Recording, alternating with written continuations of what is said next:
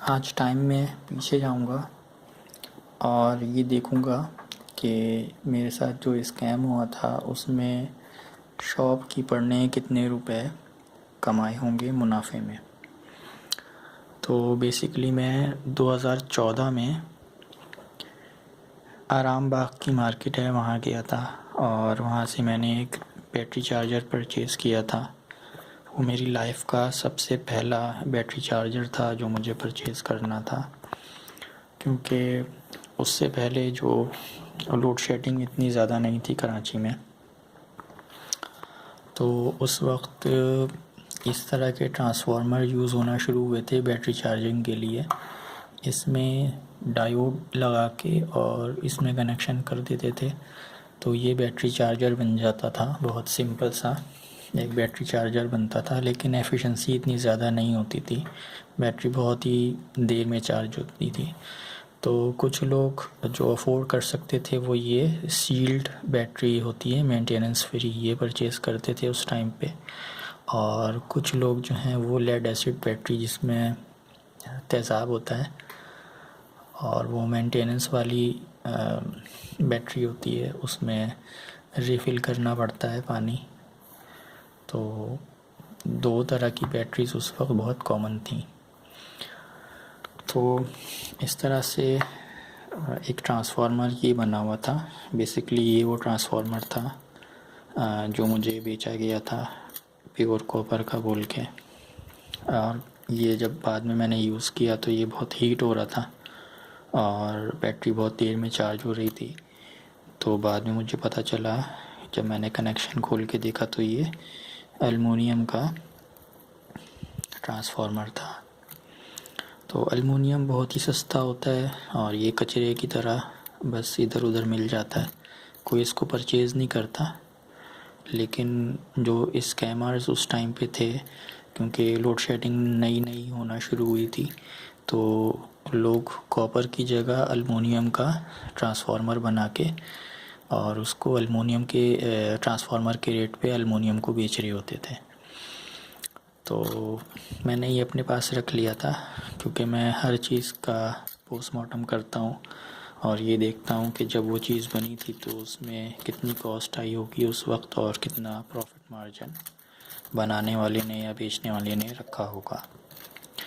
तो मैंने सारी कैलकुलेशन यहाँ पे करके रखी हुई है। तो पहले मैं दिखाता हूँ कि मैंने किस तरह से इस चीज़ को एग्जामिन किया है। ये वेइंग स्केल है, इसको ऑन कर लिया मैंने और इसमें मैं देखूँगा कि ये जो ट्रांसफार्मर कोर है इसका वेट कितना है।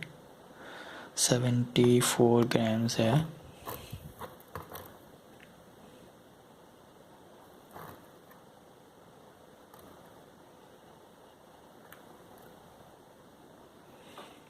तो मैं इसको 75 ग्राम मान रहा हूँ, ठीक है। ये 74 ग्राम्स बता रहा है, लेकिन मैं इसको जब लिखूँगा तो 75 ग्राम लिखूँगा और इसके बाद मैं इसका वेट लूँगा। ये सिलिकॉन आयरन कहलाता है, लेकिन ये बहुत ही थर्ड क्लास क्वालिटी है, ये अच्छी क्वालिटी है भी नहीं। तो मैं इसका वेट देखूँगा।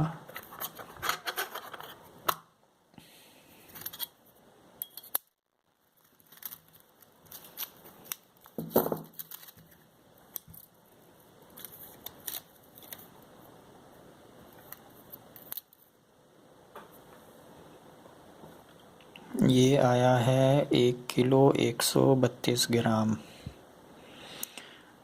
तो ये उतना ही आया है जितना पहले था। और मैं बताता हूँ कि हर चीज़ का एक रेट होता है। जैसे ये होती है ना, ये सिलिकॉन आयरन कहलाती है, लोहे की पतली पतली शीट्स होती हैं। ये रणछोड़ लाइन में बनती हैं। इसका शेप और साइज़ जो भी बनवाना चाहे वो उनको बता देता है तो ये बनाते हैं। ये रीयूज़ हो रही होती हैं। जैसे एक मर्तबा ये बन गई, उसके बाद किसी ने ट्रांसफार्मर बना लिया और उसके बाद ये ट्रांसफार्मर की कॉइल जो है ना जल जाती है, तो ये फिर स्क्रैप में चले जाता है, कबाड़िए को बेच देते हैं। तो वो कॉपर की वाइंडिंग अलग कर लेते हैं और इस कोर को अलग कर लेते हैं, ये दोबारा से यूज़ हो जाती है। तो इसी तरह ये कई बार यूज़ हुई भी होती है और ये दोबारा इसी से ट्रांसफार्मर बना रहे होते हैं। तो इसका रेट होता है स्क्रैप में बहुत ही कम होता है, लेकिन जब इसको ट्रांसफार्मर बनाने के लिए दोबारा से रीयूज़ करना होता है तो उसका रेट डिसाइड होता है उस वक्त के हिसाब से। रेट पर केजी ट्रांसफार्मर को 2014 में 50 रुपये किलो से नीचे था, इसका पर किलो के हिसाब से मिलता है। तो ये 50 रुपये किलो से नीचे था। और ये जो अल्मुनियम की वाइंडिंग होती है लेमिनेटेड होती है, तो इसका रेट जो उस वक्त 250 रुपये किलो से कम था। तो इसका वेट जो है वो 75 ग्राम्स आया है और इस ट्रांसफार्मर कोर का वेट 1 किलो 132 ग्राम आया है। तो पर केजी के हिसाब से अगर हम माने तो 50 रुपये किलो के हिसाब से भी अगर हम इस कोर को मानते हैं तो हम 50 रुपये को पहले डिवाइड करेंगे 1000 ग्राम से, फिर जो आंसर आएगा उसको हम मल्टीप्लाई कर देंगे 1132 ग्राम से। तो हमें पता चल जाएगा कि 1132 ग्राम हमें कितने रुपए का पड़ा 50 रुपये किलो के हिसाब से। और इसी तरह 250 रुपये किलो के हिसाब से एलुमिनियम कितने का पड़ा होगा 75 ग्राम। तो 250 को हम डिवाइड करेंगे 1000 ग्राम से, तो पर ग्राम जो आंसर आएगा उसको 75 से मल्टीप्लाई कर देंगे तो हमें पता चल जाएगा 75 ग्राम जो ये कॉइल थी उसका रेट कितना होगा। तो वो मैंने यहाँ पे कैलकुलेट किया हुआ। और एक बॉक्स होता है लोहे का ही और टिन का बना लेते हैं ये लोग हल्का सा, उसकी कॉस्ट 100 रुपये से कम ही होती है। वो भी अगर मैं ऐड कर लूँ तो ये मैंने ऐड किया हुआ है यहाँ पे। इसके बाद जो बैटरी के क्लिप्स होते हैं एलिगेटर क्लिप्स या चिमटियाँ जिसको लोकली बोलते हैं लोग, रेड और ब्लैक होती है, प्लस माइनस के लिए यूज़ करते हैं। तो उसका पेयर 10 से 20 रुपये के हिसाब से एक पेयर मिलता था। और डायोड जो है वो 5 रुपये के आ जाते हैं। और सोल्डरिंग जो है वो सोल्डरिंग उसमें कुछ ख़ास होती नहीं है। जब पूरा ट्रांसफार्मर बन जाता है तो यहाँ से तो 220 इन होती है और यहाँ पे 12 वोल्ट आते हैं, लेकिन वो ऑल्टरनेटिंग होते हैं। इस एसी करंट को डीसी बनाने के लिए सिंपली वो जस्ट 2 डायोड्स लेके और उसको लगा के और यहाँ पे कनेक्शन कर देते थे, तो वो एसी से डीसी इसमें चले जाता था। तो कोई कैपेसिटर भी नहीं लगा हुआ था इसके अंदर, फ़िल्टर कैपेसिटर के वो प्योर डीसी हो जाए। तो वो सिंपली उन्होंने बस 2 डायोड इसके ऊपर लगा के और यहाँ पे कनेक्शन कर दिए थे। तो एक तो आई जहाँ से जब वो ऑल्टरनेटिंग करंट डायरेक्ट करंट में कन्वर्ट होता है तो वो जो डायोड होता है उसमें पोटेंशियल ड्रॉप यानी कि वोल्टेज ड्रॉप आता है और उसकी वजह से थोड़े से वोल्टेज जो है वो डिक्रीज़ हो जाते हैं। जबकि जो 12 वोल्ट की बैटरी होती है इसको कम से कम 13 वोल्ट के ऊपर हमें चार्ज करना होता है। तो इसके वोल्टेज वैसे ही 10 से नीचे आ गए थे जब ये डायोड लगाते हैं।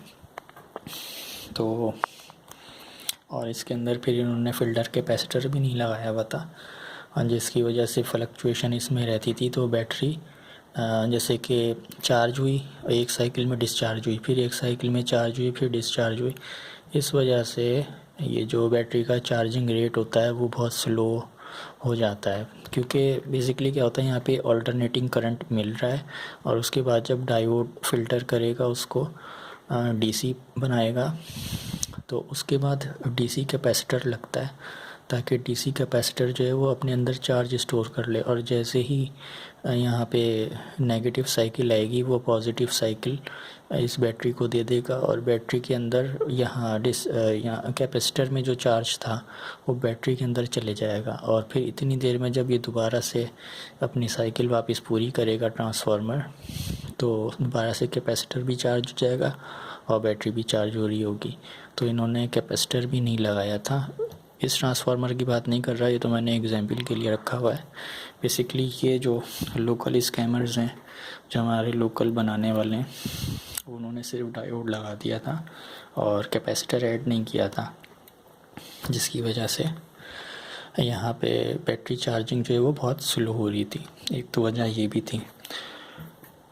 तो कॉस्ट कटिंग के लिए वो लोग ये नहीं देखते कि बैटरी चार्जिंग रेट स्लो हो जाएगा, और उनको बस अपने प्रॉफिट की परवाह होती है। तो अगर हम देखें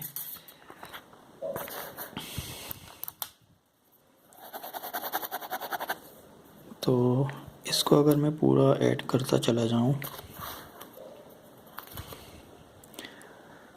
56.6 रुपये का मुझे क्या पड़ा है, ये ट्रांसफार्मर कोर जो है मुझे, क्योंकि ये 1132 ग्राम थी, यानी कि 1 किलो 132 ग्राम इसका वेट था। तो ये मुझे पड़ी है 56.7 रुपये की। और ये जो पड़ी है एलुमिनियम की कॉइल, ये पड़ी है 18.75 रुपये की। और ये तो मैंने फिर भी ज़्यादा इसके प्राइस लगाए हैं, क्योंकि जो ये बिज़नेस कर रहे होते हैं वो बहुत बड़े बड़े बंडल इसके ख़रीदते हैं, और जो बंडल ख़रीद के ट्रांसफार्मर्स में यूज़ किया जाता है एज अ कॉइल, तो वो उनको और भी ज़्यादा सस्ता पड़ता है। यहाँ पे 18 रुपये निकल के आया है, लेकिन एक्चुअली उनको वो 8 रुपये 9 रुपये किलो के हिसाब से मिला होगा, यानी कि ऑलमोस्ट डबल जितना उन्होंने इसके ऊपर ख़र्च किया था इसको ख़रीदने के लिए, उससे डबल इन्होंने बना के तकरीबन इसको मार्केट में बेचा। तो 100 रुपये का डब्बा आ गया, जिसके अंदर इस ट्रांसफार्मर को उन्होंने पैक किया, और 20 रुपये का जो है वो बैटरी का क्लिप पड़ा, 5 रुपये का डायोड और 10 रुपये का सोल्डरिंग का ख़र्चा आ गया। तो 210 रुपये टोटल ट्रांसफार्मर को बनाने में लग गए, यानी कि ट्रांसफार्मर को एज अ बैटरी चार्जर बनाने में 210 रुपये का ख़र्चा आया।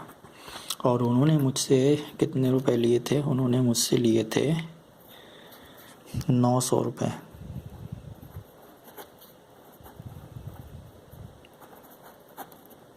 उन्होंने मुझसे 900 रुपये लिए थे। तो अगर मैं 900 रुपये में से 250 रुपये 210 रुपये निकाल दूँ तो मैं देखता हूँ कितने आएंगे।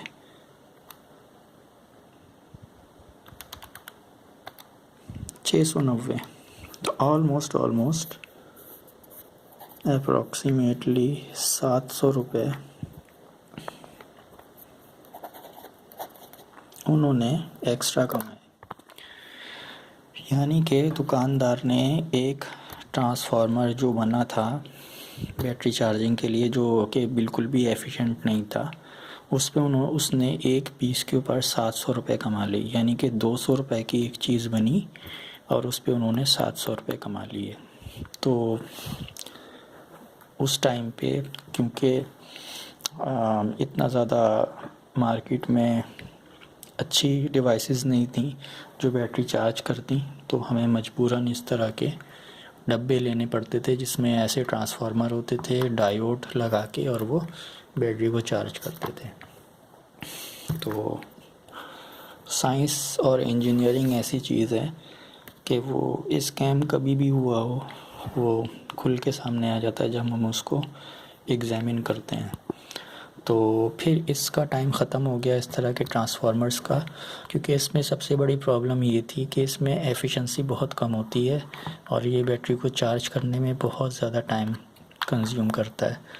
तो इसमें एफिशिएंसी इतनी ज़्यादा इसलिए नहीं होती क्योंकि एक तो ये जो कॉइल होती है ये भी हीट होती है, दूसरा ये जो इसकी कोर है ये भी हीट होती है, और इसको बनाना ज़्यादा एक्सपेंसिव होता है क्योंकि ये जो स्टील कोर होती है इसको अगर हम सही तरह से बनाएं इस मटेरियल को तो उसमें ज़्यादा ख़र्चा आता है। जबकि लोकली ये जो इस तरह की पट्टियाँ होती हैं ये सस्ती पड़ती हैं, और ये जो हैं जो बाहर से आती हैं ये महंगी पड़ती हैं। और जो कॉयल होता है कॉपर का रेट हाई होता है क्योंकि वो अच्छा कंडक्टर होता है इलेक्ट्रिसिटी का, तो वो भी महंगा होता है।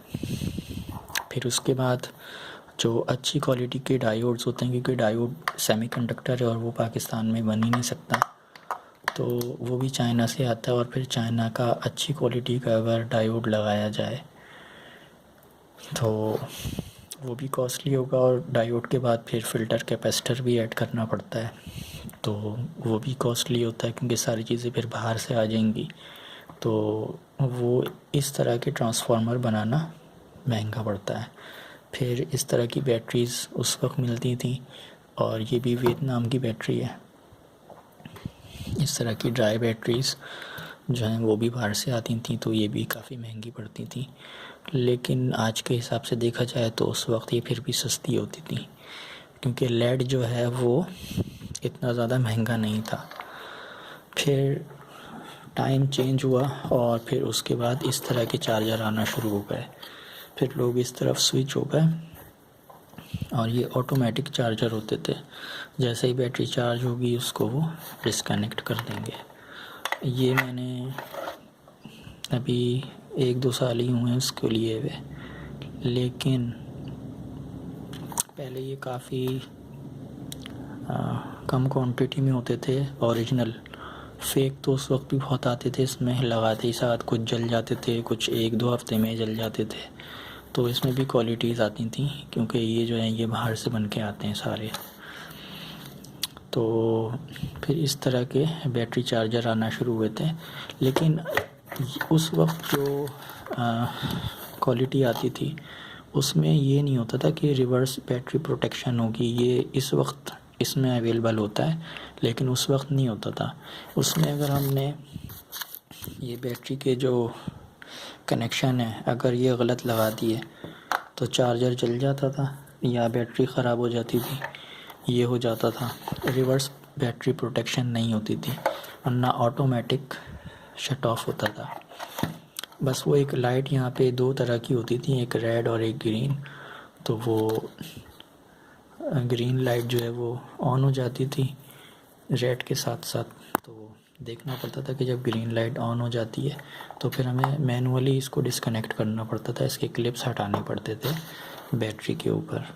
लेकिन वक्त के साथ साथ टेक्नोलॉजी एडवांस होना शुरू हुई और उन्होंने 2 फीचर्स फिर इस स्विच मोड पावर सप्लाई जो होती है उसमें ऐड कर दिए कि जब बैटरी चार्ज हो जाएगी तो ये ऑटोमेटिक शट ऑफ हो जाएगा, और रिवर्स बैटरी प्रोटेक्शन भी उन्होंने ऐड कर दी। लेकिन जिस टाइम पे ये आए थे उसके बाद जब इस तरह के चार्जर आए थे तो 2 फीचर्स इसके अंदर नहीं होते थे। हमें बैटरी के कनेक्शंस देख के लगाने पड़ते थे, और इसमें ऑटोमेटिक शट ऑफ का ऑप्शन नहीं होता था, तो हमें मैनुअली फिर इस चार्जर को बंद करना होता था देख के कि बैटरी चार्ज हुई है कि नहीं। फिर आहिस्ता आहिस्ता इसका दौर भी ख़त्म होना शुरू हुआ है, और अब इस तरह की सप्लाईज़ मिलती हैं। इसको भी स्विच मोड पावर सप्लाई कहते हैं, SMP-S।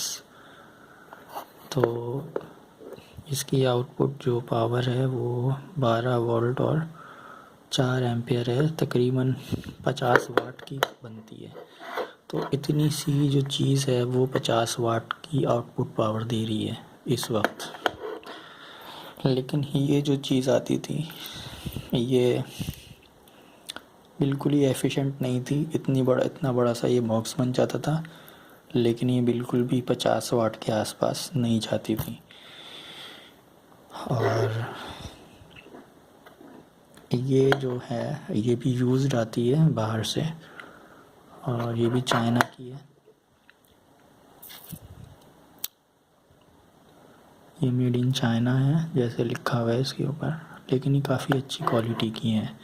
तो अब जो है यहाँ पे एक नई तरह की बैटरीज़ आना शुरू हुई हैं, और अब तो वो काफ़ी पुरानी हो गई हैं। ये लिथियम आयन सेल कहलाते हैं।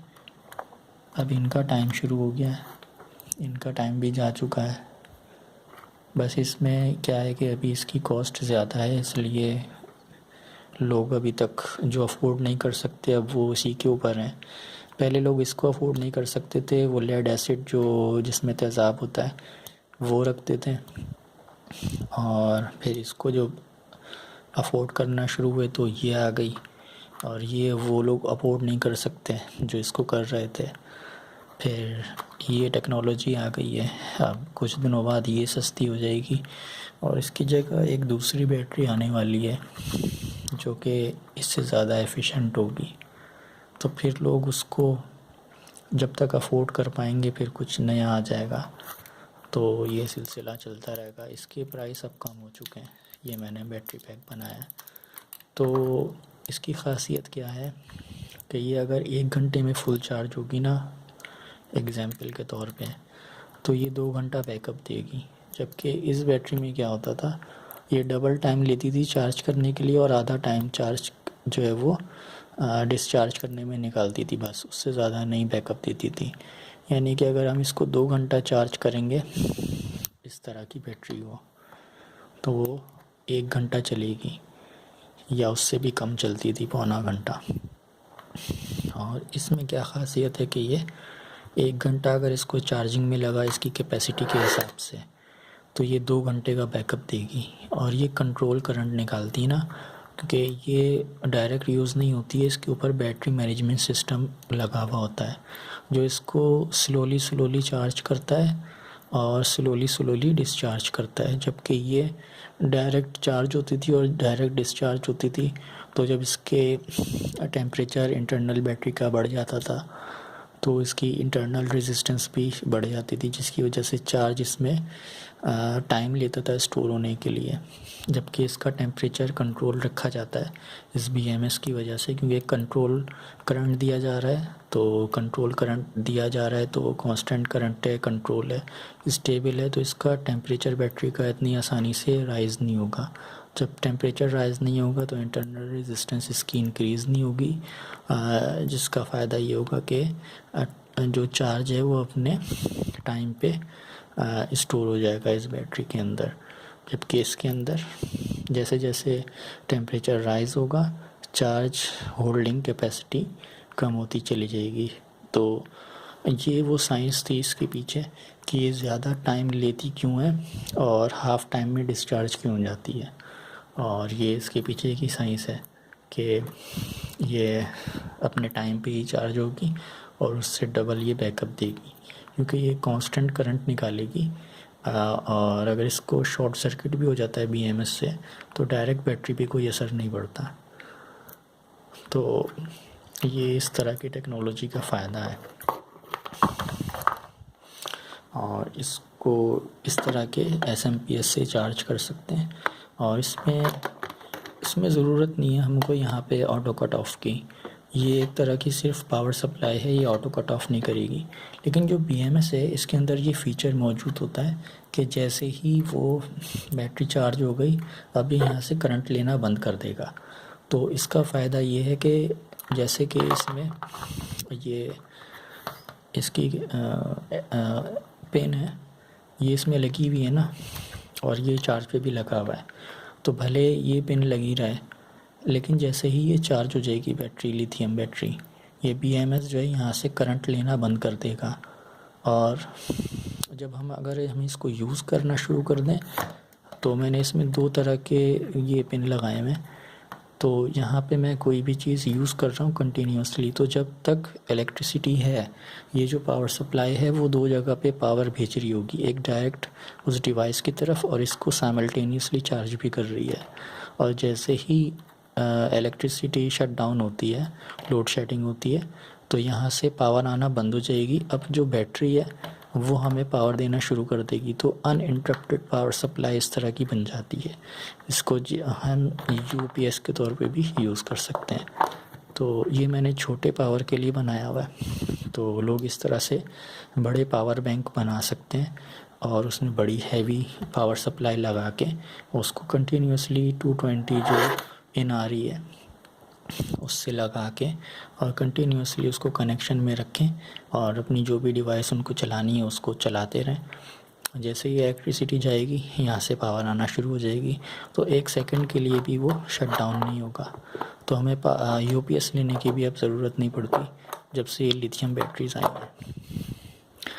तो आज की वीडियो में हमने 3 तरह की टेक्नोलॉजीज़ देखी टाइम बाय टाइम, कि एक दौर ये था, इस तरह के इनएफिशिएंट ट्रांसफार्मर्स थे और इस तरह की बैटरीज थी, और फिर उसके बाद इस तरह के चार्जर आ गए और बैटरीज़ यही हैं अभी भी। बहुत से लोग ये भी यूज़ कर रहे हैं और लेड एसिड भी यूज़ कर रहे हैं।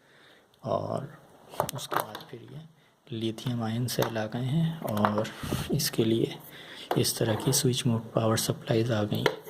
तो